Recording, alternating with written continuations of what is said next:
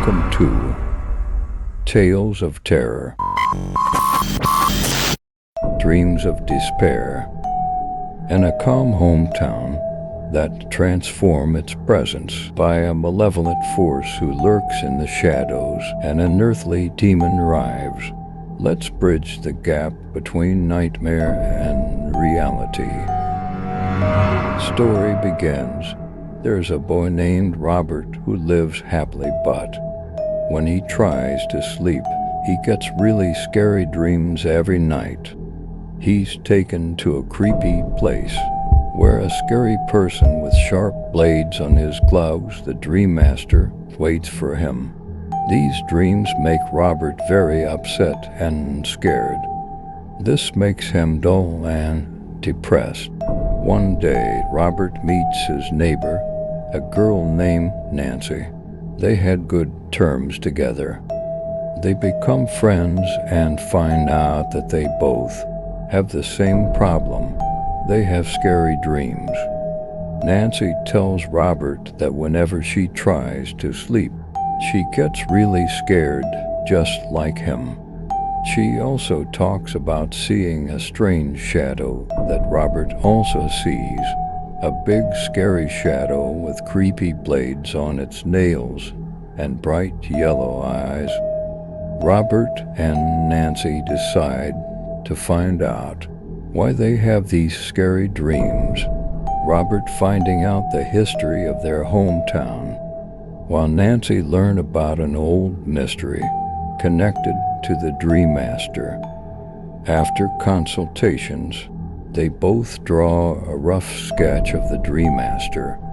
They discover that a vengeful spirit is using their nightmares to get back at the town for something bad that happened in the past.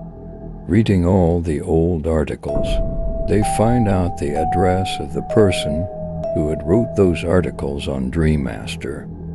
Within no time, they decide to go on this address that goes out of their town. The stark contrast of the White House against the darkening, shadowy landscape, creating an isolated and foreboding atmosphere. They behold an elderly man dressed in a pristine white gown, exuding a captivating fragrance while he reads aloud from a set of pages with a melodious and captivating voice. They both confided in him, sharing their troubling experience of recurring nightmares. Then the elderly man revealed to them the unsettling truth that he, in fact, desires to manifest in the real world, but they can thwart him by reciting specific incantations. He cautioned them to always remember that the Dream Master is a being of darkness and fire to be feared. He told them the Dream Master's past. A vengeful sorcerer took his life with dark magic, and now, even in death, the Dream Master seeks revenge for the wrongs done to him.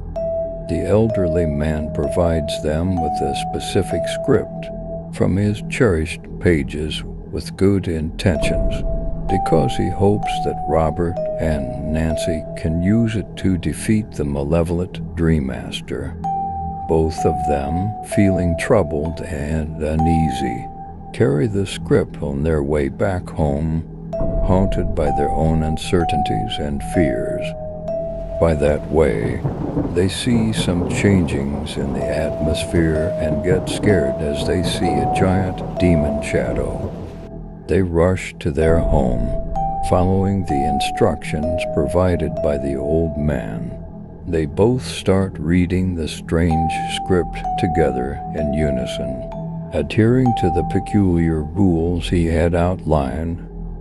Then the Dream Master began to roar loudly, and their peaceful hometown transformed into a haunted place all in an instant. Suddenly, his chilling cries echoed as if he was moving away from them, disappearing into the distance. Robert quickly tried to follow him, chasing after his disappearing figure, but in an eerie gust of wind, He crossed through a door and found himself in a different world. Nancy was right beside him. Ahead, they encountered a set of broken and eerie stairs, which they both cautiously navigated with difficulty. After a bit of walking, they came across a hidden, haunted mansion nestled among the ominous clouds. The mansion stood shrouded in darkness, with tattered curtains billowing ominously in the chilling wind. Every creak of the old wood seemed to whisper ancient secrets, and the night air carried an otherworldly chill that sent shivers down their spines. Upon entering, they discovered that the Dream Master was waiting for them. He leered at them from the shadows with menacing, concealed eyes. A malevolent grin stretching across his face, he uttered, "I knew you would come to get me." But Nancy continued to read from the script, trembling with fear, while Robert stared at the Dream Master, clutching a candle in his hand. As they continued to face the Dream Master, he began to divide his malevolent essence, attempting to terrify the children and establish control over them. Suddenly, Robert noticed that the Dream Master's eyes were turning yellow, and it seemed like his power was waning. As they concluded reading the script, a chilling realization washed over them. The same black magic that had caused the Dream Master's demise might have been their creation. Suddenly, the Dream Master began to be engulfed in flames, his agonized screams filling the room, sending shivers down their spines. Gradually, he and his malevolent doppelganger started to fade away, and their sinister voices silenced, leaving behind an eerie calm. As they looked around, still feeling upset, the haunted mansion transformed into an old, ordinary house. Its walls were adorned with portraits of the same person they had sketched earlier, as if it had returned to its original, non-haunted state. They stepped out of the house, and in front of them lay the path to their own homes.